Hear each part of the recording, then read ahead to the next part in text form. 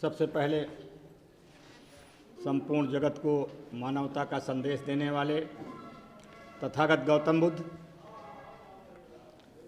भारतीय संविधान के निर्माता परम पूज्य बाबा साहब डॉक्टर भीमराव अंबेडकर, आरक्षण के जनक छत्रपति साहू जी महाराज, शिक्षा के जनक ज्योतिबा फूले, माता सावित्रीबाई फूले एवं बहुजन समाज में जन्मे सभी संत गुरु महात्मा के चरणों में श्रद्धा सुमन अर्पित करते हुए आज मास संगठन के 22वें अधिवेशन में जो श्रावस्ती की धरती पर संपन्न हो रहा है, उस कार्यक्रम में भागीदारी कर रहे इस संगठन के अगुआ माननीय के नंद जी, संगठन के प्रदेश अध्यक्ष माननीय आर के कारुस जी, नेपाल की धरती से चल कर के आए विनोद कुमार जी, गौतम शिवनंद जी और नेपाल राष्ट्र में मिशन अंबेडकर चलाने वाले हमारे छोटे भाई मनोज जयगढ़ी जी, लखनऊ की धरती से चल कर के आए माननीय नंदकिशोर आजाद जी, माननीय दयासागर बौद्ध जी, कार्यक्रम में भागीदारी कर रहे कल्याण सिंह नंद जी, महाराष्ट्र की धरती से चल कर के आए प्रशांत बंजारे जी, माननीय आर्यल मौर्य जी, माननीय भागीरथी भारती जी, माननीय ज्ञानचंद जी, तेलंगाना की धरती से चल करके हम लोगों के बीच में आए माननीय मधुर बावलकर जी, हमारे बीच में गीत के माध्यम से हम लोगों को दिशा दे रहे माननीय बेडी संगम साहब, माननीय दीवान विश्वकर्मा जी, सविता वर्मा जी, मीना जी, राम दुलारी जी एवं यहाँ पर मौजूद सभी भाइयों एवं बहनों, साथियों, आप लोगों ने इस कार्यक्रम के लिए अपना अमूल्य समय दिया है, इसके लिए आप सभी बंधु बधाई के पात्र हैं। साथियों, ये मास संगठन पूरे वर्ष बहुजन समाज के लोगों को जगाने के लिए निरंतर काम करता है। माननीय के नंद जी मिशन में जागृति लाने के साथ साथ एक पत्रिका का प्रकाशन करते हैं, जिस पत्रिका का नाम मास पत्रिका है, और लगभग यहाँ आए हुए सभी साथियों के हाथों में वो पत्रिकाएं निश्चित रूप से पहुँची हैं और भविष्य में भी पहुँचती रहेंगी, जिसमें समाज के हमारे जितने भी दिशा देने वाले लोग हैं, मिशन के काम करके जो हमारा समाज है, जो बहुत ही भोला भाला है, जो सोचतों द्वारा सदैव से ठगा गया है, उससे निदान पाने का जो भी लेख आता है उस पत्रिका में साथियों छपता है। बहुत सारे साथी हमारे बहुत दूर दराज स्थानों पर जा नहीं पाते हैं, उसके पीछे आप गौर करके देखिए तो चरम सीमा की महंगाई है। आज किराया कितना बढ़ गया है, आने जाने में परिवार के साथ जो कर्मचारी हैं जिनको वेतन मिलता है या पेंशन मिलता है उनका तो निर्धारण है, लेकिन जो किसान परिवार के लोग हैं उनको आज के तारीख में कितनी दिक्कतें हैं, इसको हमारे अपने लोग सभी लोग जानते हैं साथी।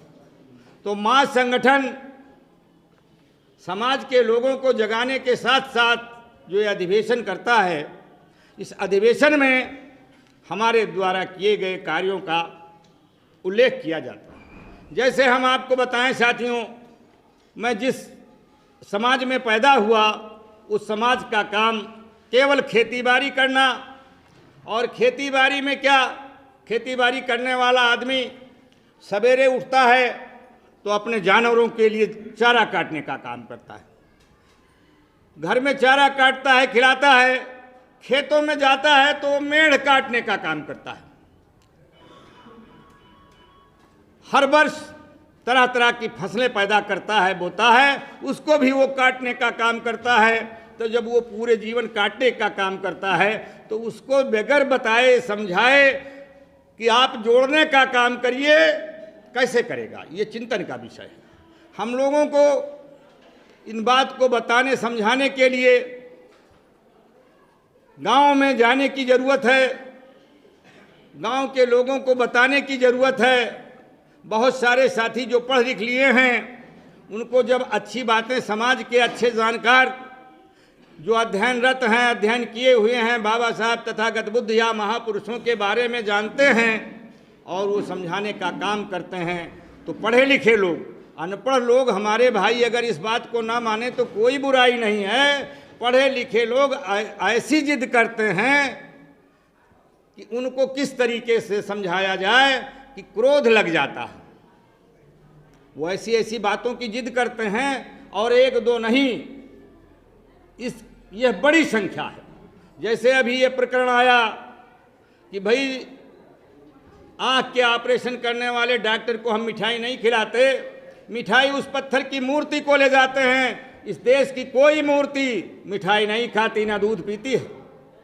जो समाज हमारे ऊपर शासन कर रहा है, हमारा शोषण कर रहा है, उत्पीड़न कर रहा है, वो समाज आपको समय समय पर, जैसे ये हमारा महाज संगठन अधिवेशन करके अपने लोगों के कार्य का मूल्यांकन करता है, वैसे वो समाज, हमारे समाज में कितनी जागृति आई है। और हमारे बाबा साहब ने संविधान देने के बाद जो संविधान आया, उससे हमारे लोगों ने कितनी सीख ली है। वो पत्थर को दूध पिलवा करके हमारा परीक्षण कर लेते हैं, और हम कार्यक्रमों में जाते हैं, सुनते हैं, समझते हैं। और आज के तारीख में दोस्तों, हमारे महापुरुषों की तस्वीरें और साहित्य जगह जगह उपलब्ध हैं।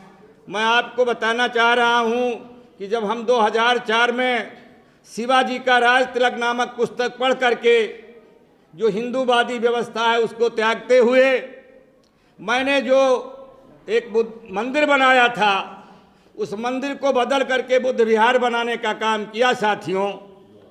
उसके बाद से निरंतर इस काम में लगा रहा हूँ, लेकिन हमारे गांव सभा की आबादी जो है उसमें 90% ओबीसी समाज के लोग हैं। और ओबीसी समाज का आदमी जो पीढ़ियों दर पीढ़ियों काटता आया है, उसको जोड़ लगाने का अगर हम पाठ नहीं पढ़ाएंगे, हमारे लोग पाठ नहीं पढ़ाएंगे, और हम अपनी मीटिंगों में, अपने अधिवेशन में, अपने कार्यक्रमों में खाली ओबीसी समाज को कोसने का काम करेंगे, तो हमें सफलता नहीं मिलेगी। भाई, जो हमारा जातीय विभाजन हुआ 6,743 जातियों का, उन 6,743 जातियों को आपस में जोड़ने की ज़रूरत है। और जोड़ने के समय अगर आपका गोंद कितना भी बढ़िया हो और उसमें आप तेल डाल दीजिए तो वो गोंद चिपकेगा नहीं दोस्तों। गोंद में आप पानी डालें तो वो पतला होके चिपक सकता है, लेकिन तेल डालने के बाद वो चिपकेगा नहीं। तो ज़रूरत है कि भाई कहीं ना कहीं जो शोषित समाज के लोगों ने व्यवस्था बनाकर हमारे ऊपर राज करने का काम किया, वो बाद है ब्राह्मणवाद। बहुत भाई जब कार्यक्रम चलता है तो कहते हैं कि हम अपनी बात रखें, हम अपनी बात कहें, हम किसी की बुराई न करें, किसी अन्य विषय पर चर्चा न करें। लेकिन साथियों, जब भी अम्बेडकरवाद की बात होगी तो आपको मनवाद की बात करनी ही पड़ेगी। बगैर मनवाद की बात किए आप हम अपने समाज के लोगों को अम्बेडकरवाद नहीं समझा सकते। क्योंकि जब हम पट्टी कौन बांधता है? पट्टी वही आदमी अपने पैर में, हाथ में बांधता है जिसके चोट लग जाती है। तो हमारे पूरे समाज के लोगों को चोट लगी हुई है। अब वो पढ़ लिख लेने के बाद उस चोट को महसूस नहीं करते, शराब पी करके नशे में घूमते हैं और खून बह रहा है, और पट्टी बांधने की बात कहिए तो वो महसूस करते हैं हमें चोट लगी ही नहीं।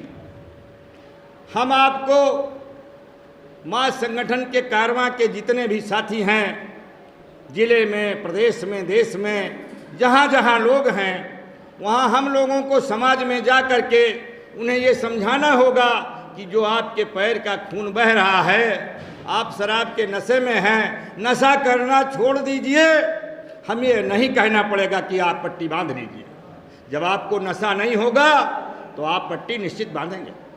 और हमारे लोगों को अंधभक्त बनाने के लिए शराब की दुकानें और मंदिर इस तरीके से बनाए और बनवाए गए कि कोई ऐसा मोहल्ला दरवाज़ा नहीं है जहां वो मंदिर मनवादियों द्वारा कायम नहीं कराए गए। तो ज़रूरत इस बात की है कि हम उन चीज़ों से अपने समाज को हटाने का काम करें, उनको बताने का काम करें, उनको समझाने का काम करें। जितने भी साथी हमारे यहाँ बैठे हैं, सभी साथियों के बदन पर जो अच्छे कपड़े हैं, हम अच्छा बोलते हैं, अच्छे घरों में रहते हैं, अच्छे साधनों से चलते हैं, वो किसी देवी देवता ने नहीं दिए हैं। अगर देवी देवता द्वारा दिया जाना होता तो हमारे पूर्वजों के पास संपत्ति नहीं होती, हमारे पास धन नहीं होता, हम गरीब और कमज़ोर क्यों होते। बहुत सारे लोग कहते हैं हमारे समाज के लोग जो है अच्छे से रहना खाना पीना नहीं जानते। लेकिन साथियों, अगर आपके पास दरवाजे पर 1 एकड़ ज़मीन हो तो आपका बर्तन कहीं मांजा जाए, आपका जानवर कहीं बांधा जाए, आप पेशाब करने कहीं अलग जाएं तो गंदगी नहीं होगी। लेकिन अगर 2 बिस्वे 3 बिस्वे में आपका घर है और उसी में आपको पूरे दैनिक कार्यक्रम करने हैं तो वहाँ गंदगी निश्चित रूप से होगी।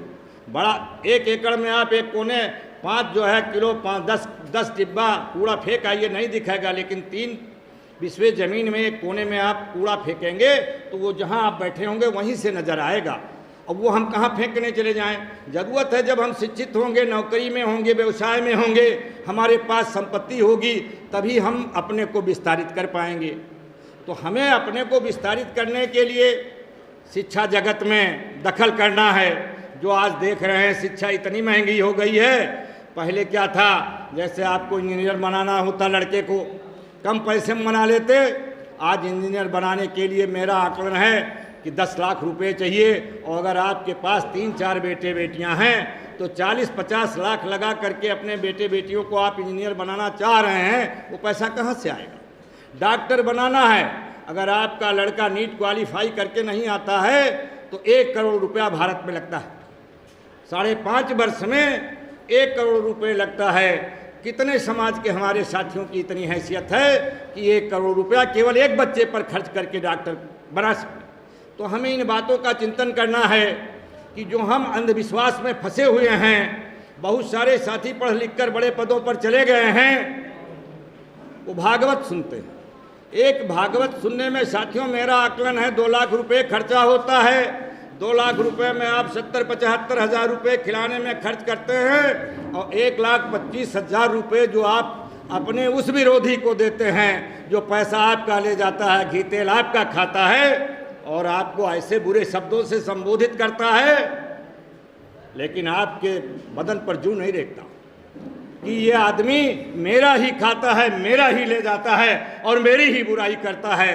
तो हम सबसे पहले जो अपने द्वारा कमाए गए धन है उसका जो है किसी और के द्वारा शोषण होने ना दें, उस धन को हम बचावें। और वो धन किस बात पर ले जाता है, हमें जो है अंधविश्वास में वो पत्थर जिसमें कुछ नहीं है, कोई दम नहीं है। कोरोना पीरियड में आप लोगों ने देखा कि इस पूरे भारतवर्ष में मंदिर मस्जिदों में ताले लग गए। जो भाई हमारे भगवान को मानते हैं, तो अगर भगवान में कोई ताकत होती तो मंदिर बंद क्यों हो जाते। कोरोना आदमी तक पहुंचता, भगवान तक पहुंचने की उसकी हैसियत कहाँ थी।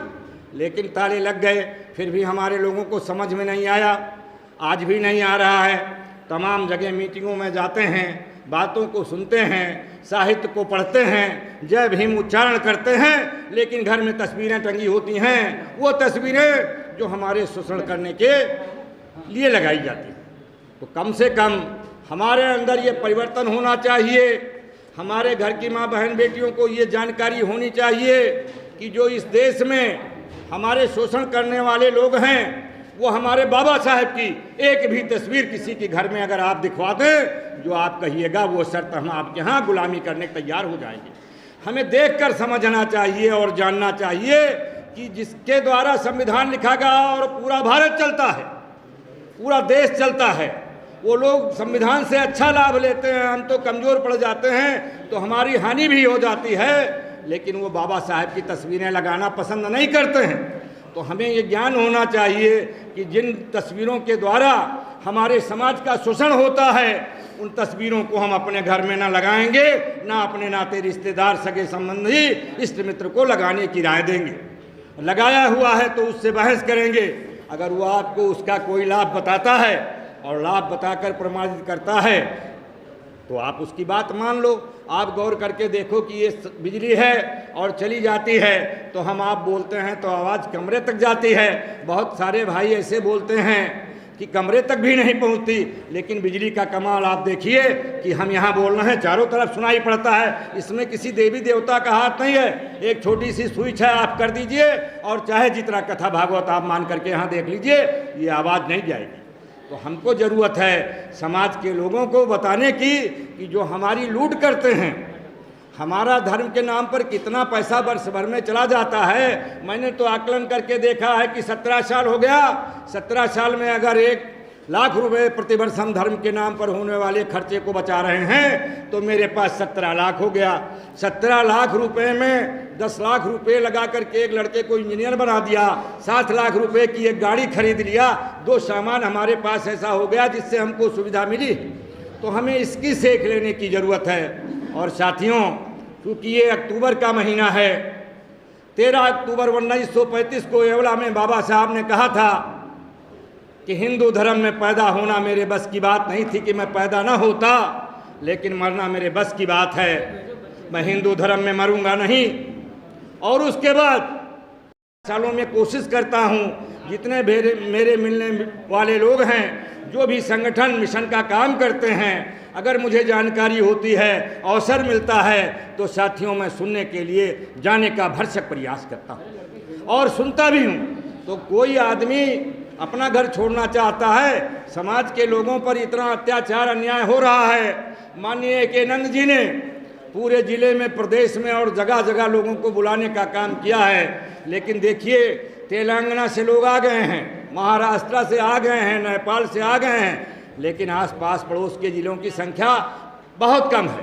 तो कोई अपना घर नहीं छोड़ना चाहता। बाबा साहब हिंदू धर्म छोड़ना थोड़ा चाहते थे, वो चाहते थे हिंदू धर्म में जो विषमताएँ हैं वो अगर बराबरी के लिए तैयार हो जाएं, उस पर काम करने लगें, तो क्यों हमको अलग दूसरे घर में जाना पड़े। लेकिन आप लोग कितना भी कर लो, आज एक आवाज़ उठती है समाज में, हिंदुओं एक हो जाओ।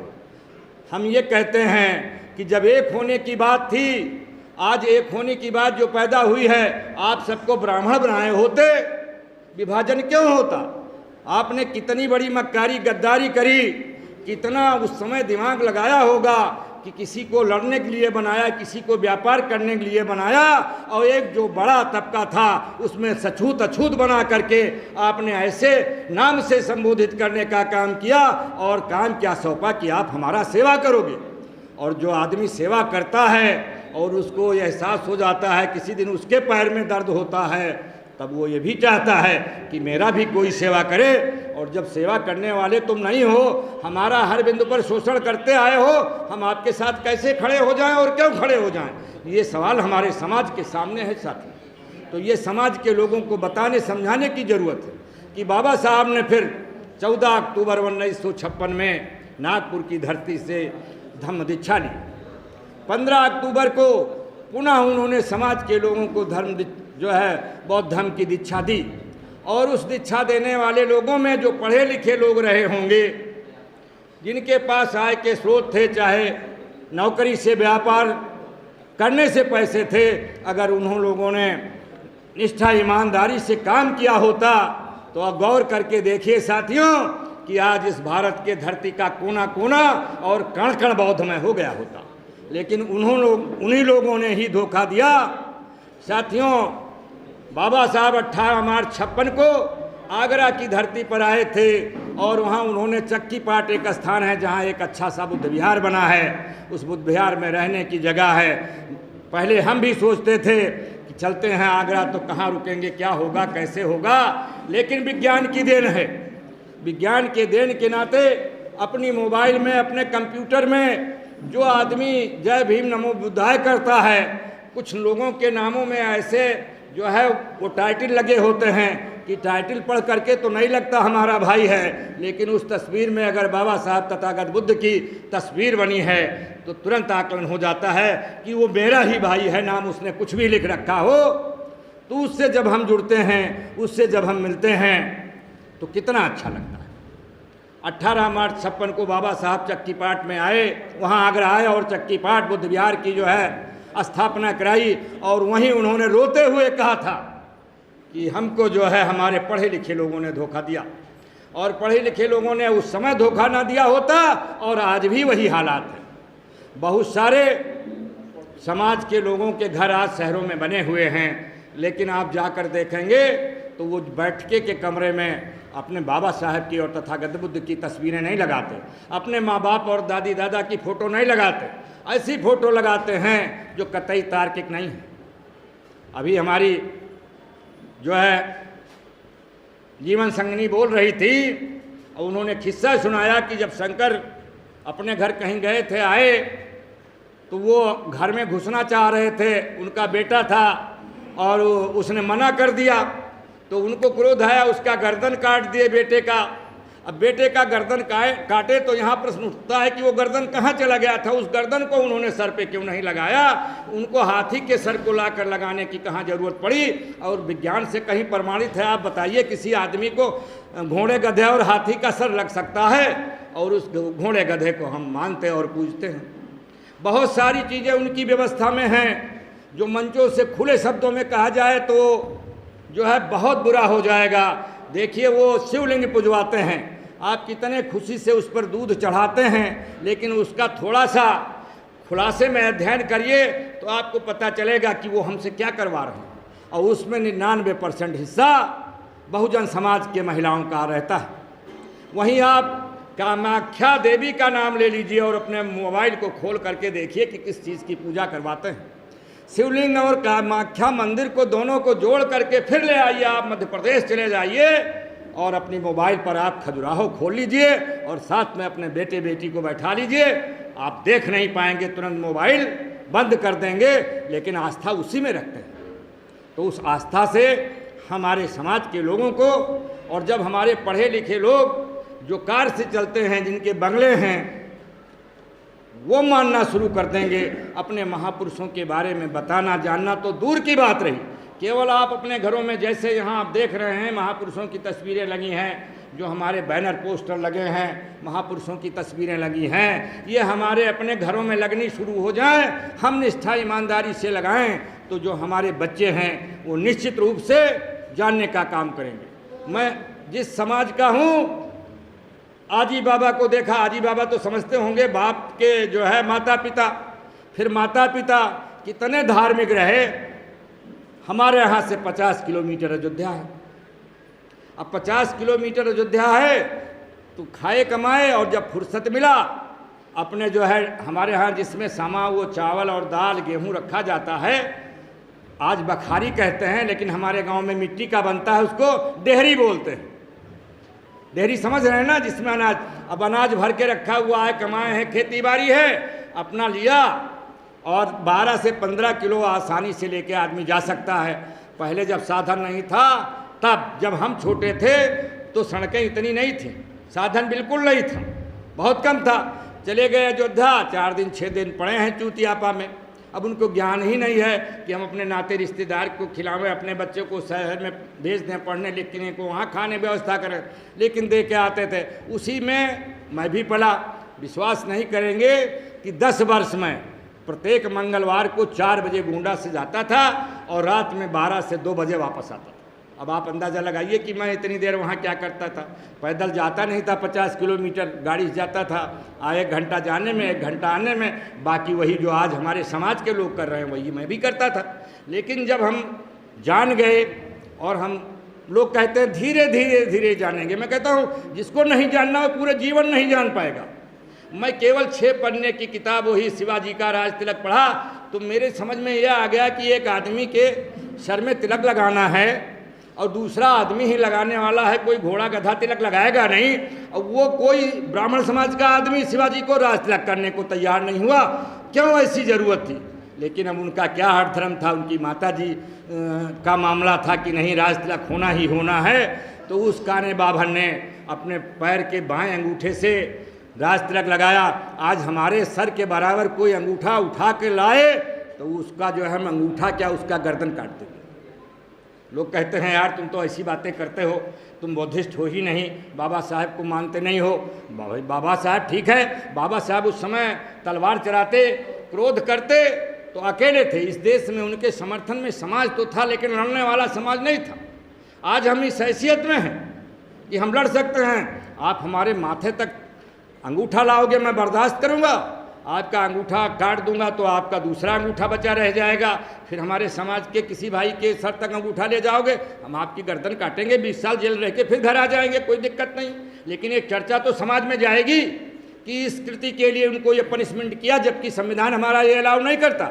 लेकिन संविधान तो हमारा है, लेकिन संविधान को लागू करने वाले लोग हमारे नहीं हैं। चाहे वो हमारी प्रदेश की सरकार हो, चाहे हमारे देश की सरकार हो, वो अपने मन की बात करती है। आज देखिए इतनी बड़ी बड़ी परीक्षाएं IAS PCS जिसको क्वालिफाई करके लोग जाते थे और फिर सत्ता शासन में संभालने का काम करते थे, वो आज चयन होके आ जा रहा है कैसे लिस्ट के द्वारा।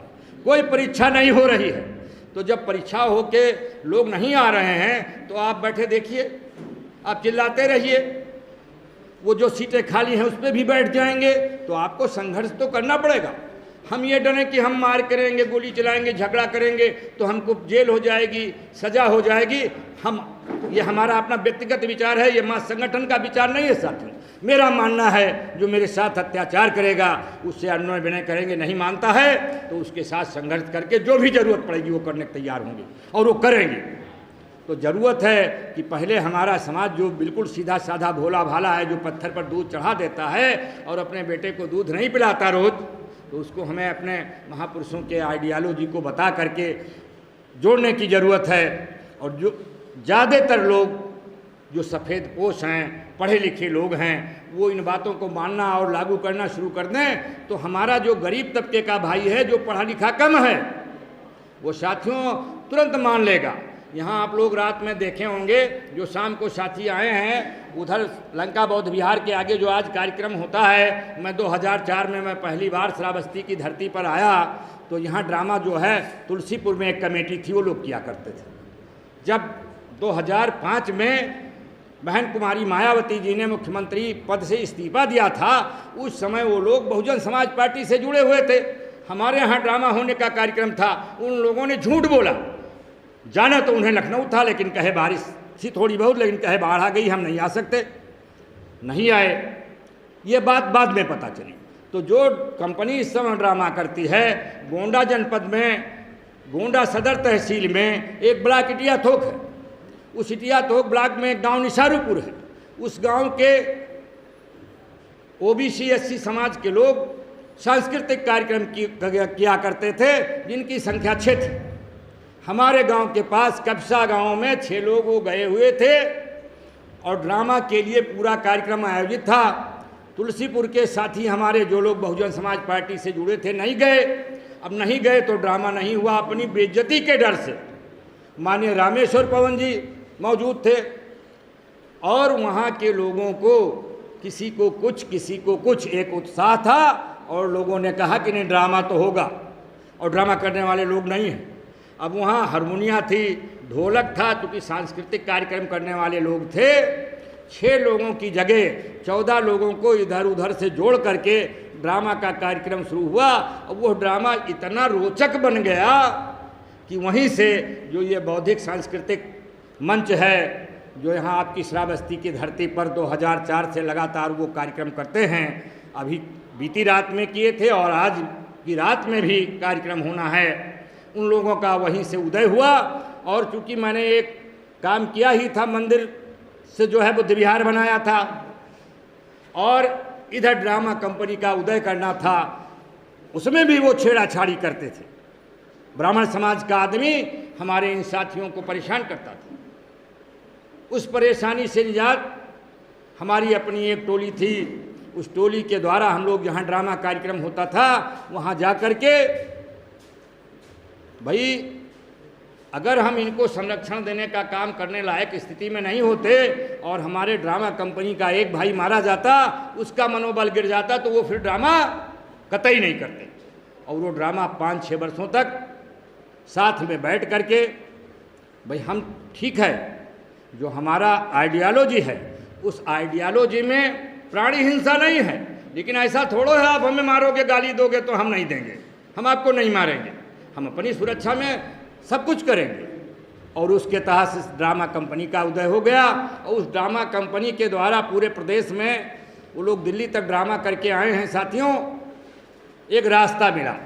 तो ऐसे ही हमें समाज में अपने सांस्कृतिक कार्यक्रम के तहत छोटे छोटी गोष्ठियाँ करके लोगों को समझा बता करके बाबा साहब और तथागत बुद्ध के आइडियालॉजी पे लाना है और हमें अपने महापुरुषों को सबसे पहले अपने घर पे स्थापित करना है। तो हमारे बच्चे पूछेंगे, जो मेरा बेटा इस समय बीटेक करके आया, एक बार एक जो है विकलांगता का कार्यक्रम था, उसका वो अधिकारी आया था बंगलोर से साथियों, उसने और एक हमारे यादव जी मित्र हैं, उन्होंने प्रॉमिस कर दिया, वो आधे आधे हिंदू हैं आधे बौद्धिस्ट हैं। बाबा साहब बुद्ध जी की बात तो करते हैं लेकिन भीतर भीतर काम करते हैं। उनकी महिला जो है घर में दुर्गा पूजती है, उन्होंने उससे कह दिया, उसने देवी पाटन जाने की बात करी, बंगलोर से आया था, यस कर लिया। आप सवेरे बोले वर्मा जी चलना है, तो हमने कहा यार तुमने तो लगा दी गर्दन में मेरे फांसी, चलो चलते हैं। तो एक मेरा भतीजा और बेटा और यादव जी एक वो आए, तुलसीपुर गए। अब तुलसीपुर जब हम लोग गए तो हम लोगों को तो भाई ज़रूरत थी इससे, तो हम और यादव जी उसके साथ भीतर घुसे। क्या हुआ, चलो ख़त्म कर देते हैं, आपकी बात है। गए जब तो हम लोग तो 2 लोग पीछे पीछे गए, मेरा बेटा और भतीजा खड़ा रह गया। वो आदमी जब बाहर निकला और पूछा तुम नहीं गए, तो कहाँ अंकल जी कहाँ नहीं गए, कहे भीतर, तो कहे भीतर तो वहाँ पत्थर रखा है, मैं क्या जाता। वो बिल्कुल हक्का बक्का रह गया वो आदमी। बाद में हमसे कहा ये बेटा आपका तो ऐसा कह रहा था, तो हमने कहा हम लोग बौद्धिस्ट लोग हैं, हम लोग ये देवी देवता पत्थरों में विश्वास नहीं करते हैं। तो हमारे कहने का मतलब है कि भाई हम यहाँ तो सुन के जाते जो हैं उसको लागू नहीं करते हैं, और जब यहाँ पर आने वाले लोग जा करके अपने महापुरुषों की आइडियोलॉजी को अपने परिवार में, अपने बच्चों पर, अपनी महिलाओं पर लागू करना शुरू करेंगे तो हमारा देश बौद्धमय बन जाएगा। इन्हीं बातों के साथ हम अपनी बात को समाप्त करते हैं। जय भीम, नमो बुद्धाय।